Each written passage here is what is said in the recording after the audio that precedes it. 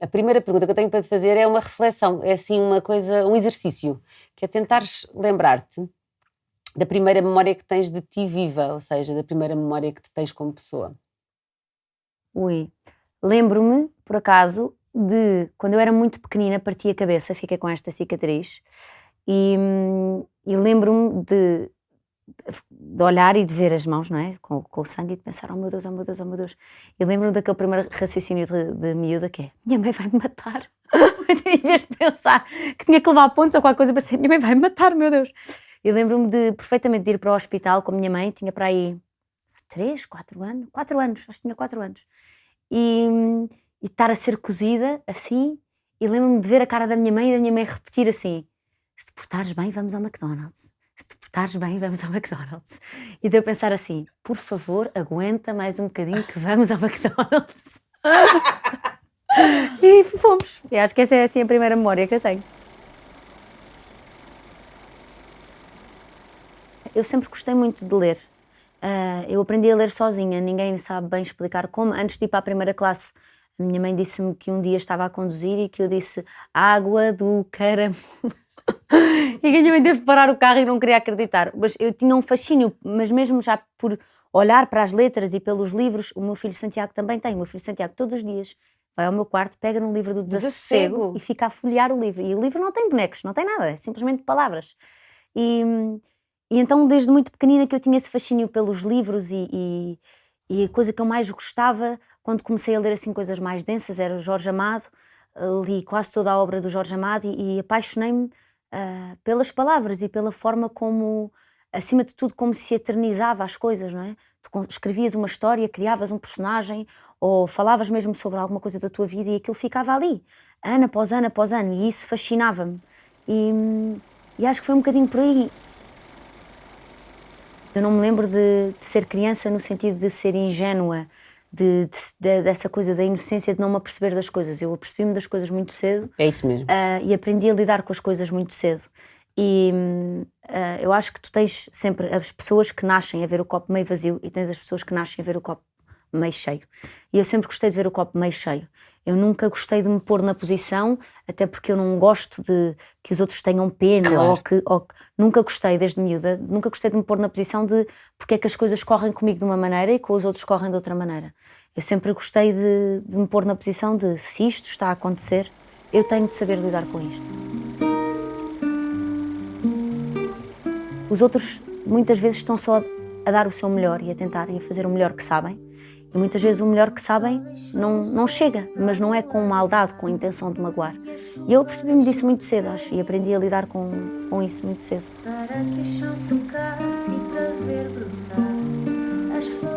Eu acho que quem foi assim a minha referência de amor incondicional, minha mãe, sem dúvida, o meu pai, os meus avós e os meus irmãos. Atenção, as pessoas, talvez dizer o meu pai pode ser estranho, mas eu gosto de repetir isto e gosto de frisar isto. Eu nunca senti que o meu pai estivesse a escolher outra coisa que fosse mais importante do que eu. Eu sempre tive muito presente que o meu pai estava a ser vítima de uma coisa mais forte e que não era uma escolha. O meu pai sempre me mostrou e me provou amor por mim. Sempre. O meu padrasto, claro, eu não sou filha biológica dele e ele criou-me como se eu fosse. Quando encontrava algum amigo da escola dizia, olha, então, são os meus 3 filhos, é a Carolina, é o Gonçalo, é a Matilde. E eu ficava muito contente quando ele dizia isso e acolheu-me na vida dele e temos uma tatuagem igual e tudo. Como é que é a tua vida como irmã? Uau, nunca ninguém me tinha feito essa pergunta. Eu tenho uma família muito moderna. Eu tenho 6 irmãos, de pais e de mães diferentes. Tenho o meu irmão Gonçalo, que é filho da minha mãe e do meu pai. Minha irmã Matilde, que é filha da minha mãe e do meu padrasto. Depois tenho a minha irmã Pio, que é filha do meu pai e da segunda mulher do meu pai. E depois tenho o Salvador, a Caetano e a Ana Maria, que são filhos do meu pai e da terceira mulher do meu pai. Eu sei que isto parece confuso, mas não é. E há uma coisa na nossa família que não é tolerável, que é teu meio-irmão. Isso é uma coisa que eu acho que devia ser proibida. Não existem meios irmãos, não é? O lado direito é meu irmão e o esquerdo não. Fui almoçar com o lado direito do Salvador e o esquerdo não veio, porque não é meu irmão. E isso fazia muita confusão, e principalmente aos meus irmãos, quando eles me perguntavam, quando eram mais pequeninos, tipo, o que é isto do meio-irmão? Porquê que as pessoas dizem que eu sou teu meio-irmão? Era uma Tu és coisa... a mais velha? Sou a mais velha. Era uma coisa que me arrepiava sempre. E apesar de não termos crescido todos na mesma casa, era raro porque ora estávamos ou não estávamos, somos todos muito ligados. E é muito engraçado e temos todos muitas coisas em comum e temos um amor incondicional uns pelos outros. Ser irmã mais velha foi a experiência que eu tive mais próxima do que era ser mãe, antes de ser mãe. Principalmente da minha irmã Matilde. A minha irmã Matilde dormiu na minha cama até muito tarde. Nós dividíamos o nosso quarto. Primeiro dormimos no mesmo quarto, literalmente, e depois o nosso quarto tinha uma parede, mas abrimos um buraquinho. Minha mãe abriu uma porta que não tinha porta, portanto nós andávamos para trás e para a frente. E somos todos mesmo muito, muito, muito ligados e assisti a quase tudo dos meus irmãos, não do Salvador, da Caetana e da Ana, tanto como gostava, nem da Pio, porque estavam mais tempo com as mães deles. Hoje em dia estamos a recompensar um bocadinho essas coisas que não vivemos em miúdos, mas da Matilde, ver o primeiro filme da Disney, começar a comer sozinha, começar a ler, tudo. Com o Gonçalo também, nós temos 2 anos de diferença. Lembro-me de fazer tudo com ele, eu não me lembro de nada da minha vida em que ele não existisse. E a minha irmã Pio toca guitarra, é viciada em Harry Potter como eu, é assim a mais parecida comigo. Acabou agora o 12º com as melhores notas da escola, entrou em medicina em Londres. Cada um deles tem assim o seu encanto e todos os dias me vão dando motivos de orgulho, cada um à sua maneira, cada um no seu campo, cada um com a sua personalidade tão diferente, mas sinto que todos os dias aprendo com eles, é inacreditável. E acho que essa é que é a verdadeira beleza da amizade e do amor incondicional, que é tão forte e é tão bonito que tudo o que se passa à volta passa a ser secundário. Seja aquilo que for que tu estás a passar na vida, se alguém falar sobre isso e disser que eu também passei e que não és a única pessoa no mundo, é o suficiente para as pessoas não se sentirem sozinhas e não entrarem em desespero. Ou qualquer problema que seja ainda um tabu, é quase escondido dentro da família. É aquele tio que não se fala muito, é aquela mãe que... Isso só estigmatiza mais. Exatamente, e isso aflige-me, porque tem de se começar a falar das coisas abertamente. As pessoas têm de poder dizer isto está mal, eu preciso de ajuda, ou eu não estou a saber lidar com isto. Poderem falarmos uns com os outros, não nos colocarmos uns aos outros. Já chega de todas as pessoas que aparecem na televisão ou na internet ou o que for, são perfeitas e têm a vida que nós nunca vamos ter, e as roupas que nós nunca vamos ter, e as casas que nós nunca vamos ter, e são super organizadas e super... Não, somos todos pessoas. Eu, até há muito pouco tempo atrás, eu não conseguia acreditar que existissem pessoas más. Más no sentido de, eu vou fazer isto pura e simplesmente para fazer mal à vida de outra pessoa, para magoar outra pessoa.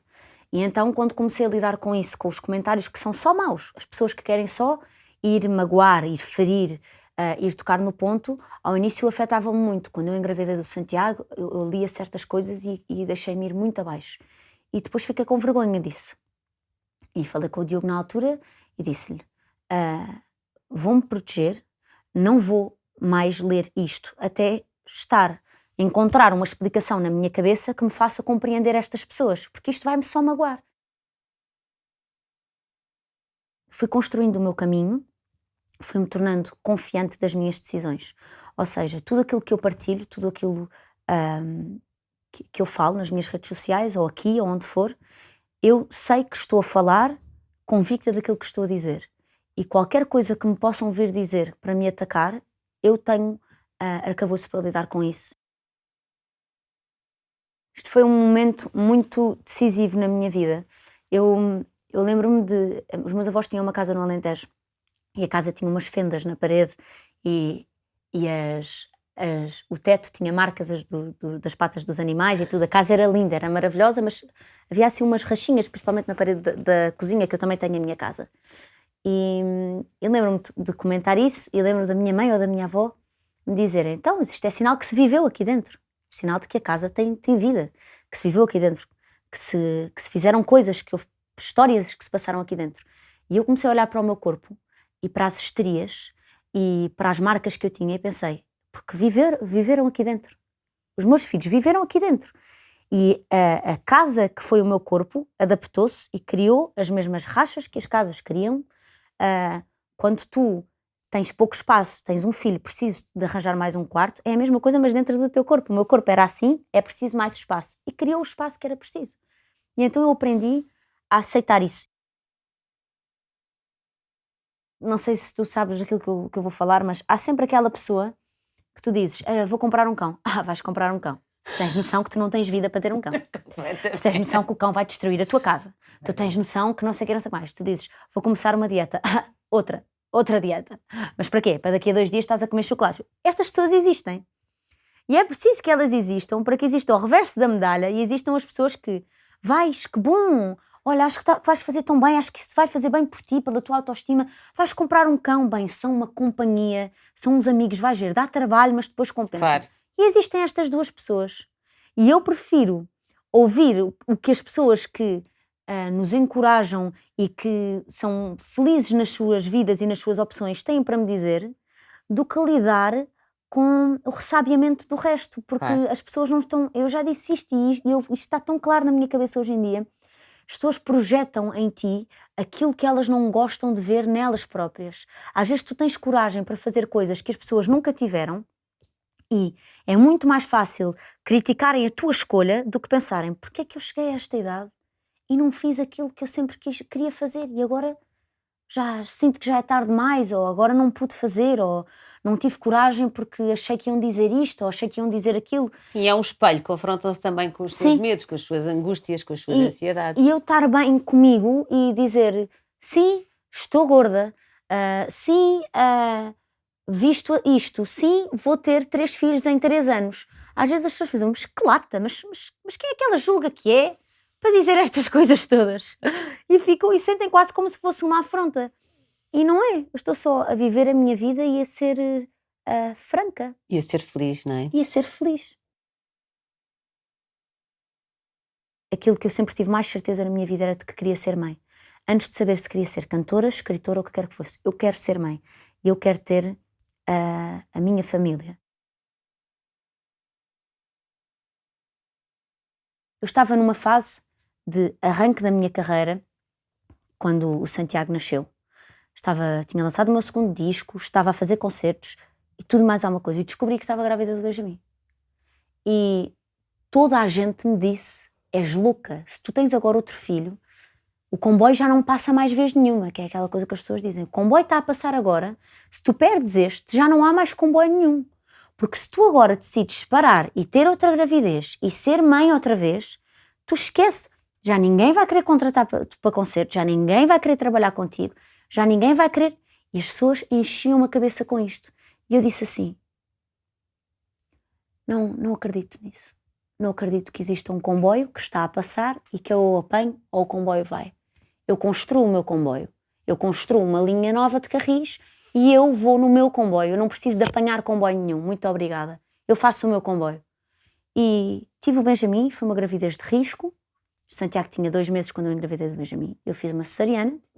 Ou seja, foi uma gravidez super arriscada. Houve muita gente que me disse, não quero trabalhar mais contigo. E eu respeitei. Disse, ok, tudo bem. Porque, basicamente, tu estás outra vez, noutro ano em que arrancas em tour, supostamente, e que outro verão, a dizer que a Carolina está por motivos de saúde, não vai poder fazer. Ou não vai. Então, pronto, passas logo, nunca pode. E havia muita gente que dizia assim, a Carolina não é artista, a Carolina é mãe. E muita gente dizia... Como se tivesse que fazer essa escolha, não é? Sim, porque fazem-te acreditar que tu, como estás a escolher ser mãe, vão-te ser negadas certas coisas, mas que a culpa é tua, porque tu escolheste ser uma coisa e então anulaste as outras opções todas.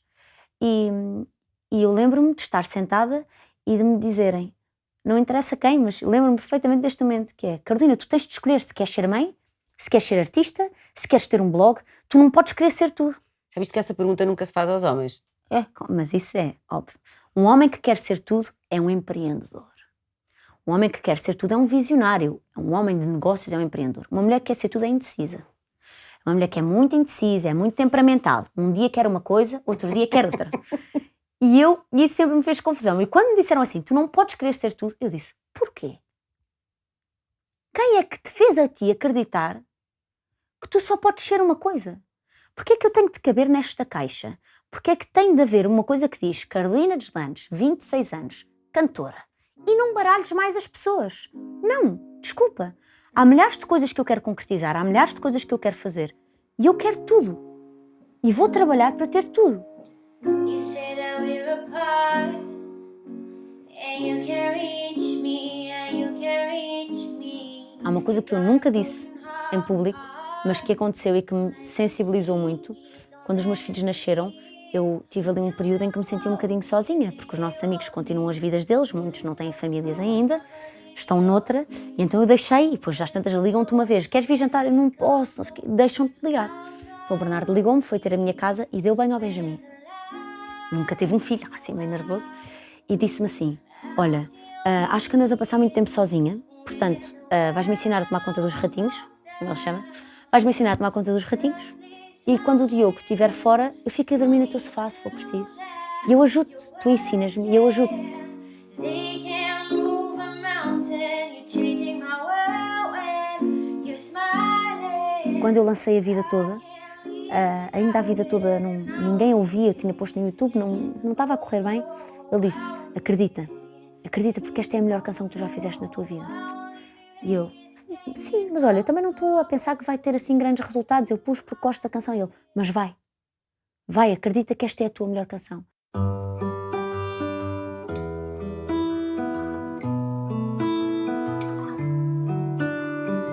Eu tenho exatamente a vida que eu sonhei.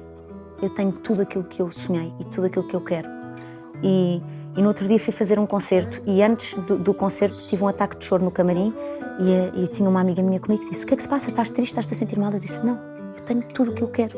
E isto era tão impensável para mim e acho que para qualquer um de nós, quando estamos numa fase inicial da nossa vida e temos uma quantidade enorme de sonhos, eu chegar a um ponto da minha vida em que faço aquilo que eu gosto, aquilo que eu sonhava fazer, escrevo e componho as minhas canções, canto-as para milhares de pessoas, estou a viver e a criar uma família com o amor da minha vida, que eu tenho a certeza que é o amor da minha vida. Isso é tão bonito, é tão comovente tu dizeres isso.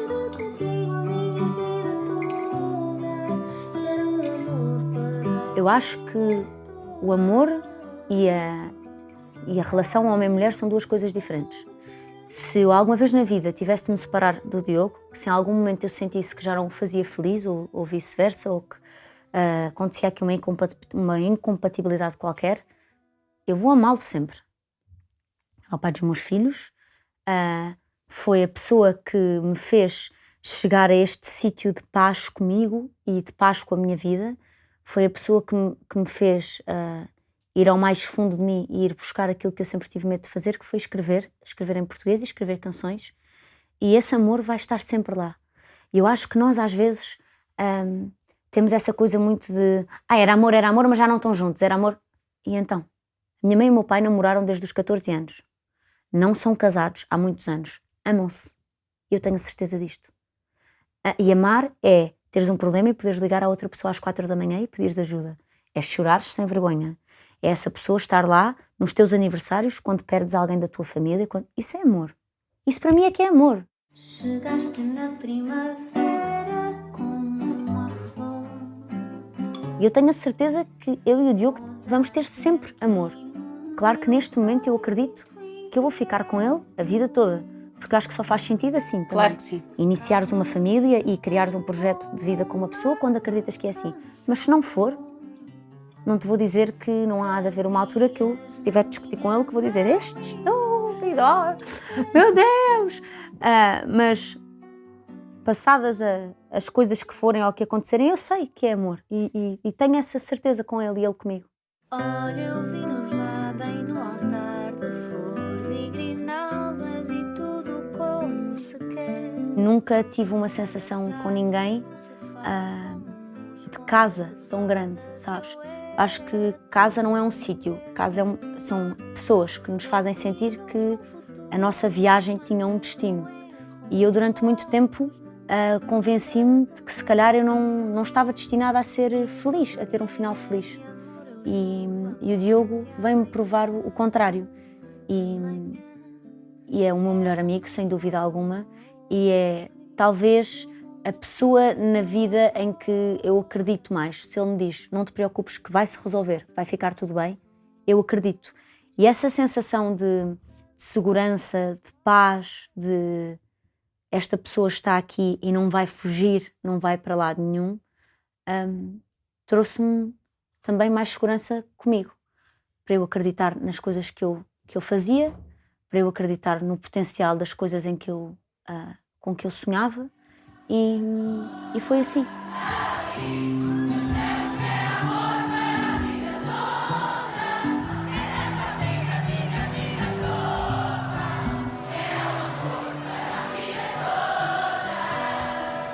Eu digo sempre, é preciso muita coragem para se ser feliz, porque, como tu dizes, existem muitas opiniões à nossa volta e existe sempre alguém que acha que há outro sonho melhor para ti, que há outra pessoa melhor para ti, que há outra escolha mais acertada para ti, que há outra cor de cabelo que te fica melhor, que há outro caminho melhor.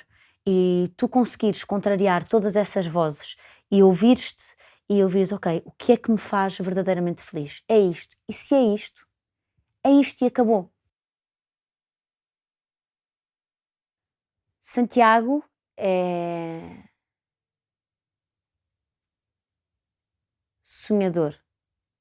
Tem qualquer coisa nos olhos que te transmite paz, esperança. Sentes sempre que estão todas as pessoas a olhar para a mesma parede e ele está a ver para além da parede e está a ver alguma coisa mais que ninguém está a ver.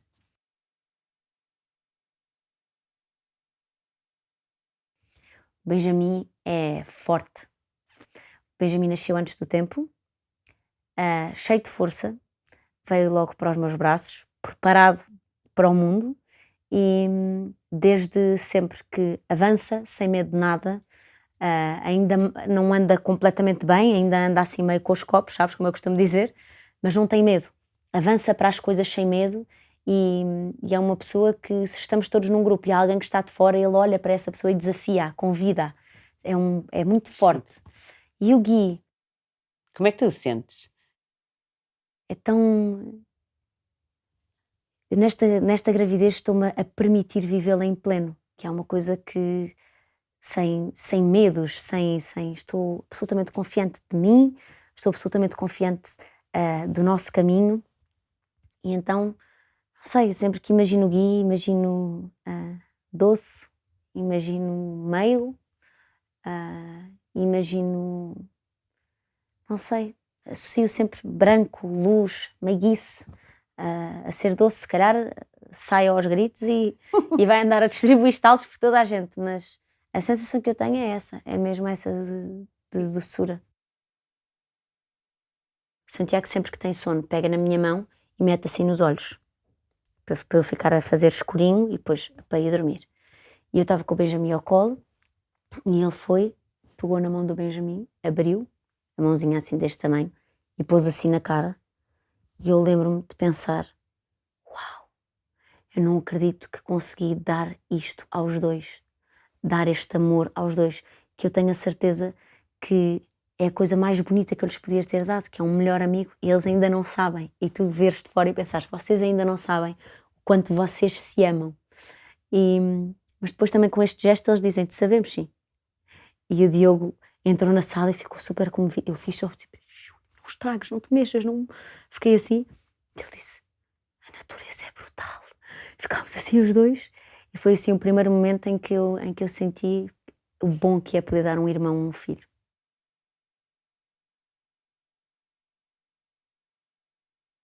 Mas antes de cantar, fecho os olhos, vejo a cara do Diogo, a cara do Santiago, a cara do Benjamin e não me dou sequer hipótese de tremer. Eu vou e vou, porque eu tenho uma família que eu quero deixar orgulhosa. É isso.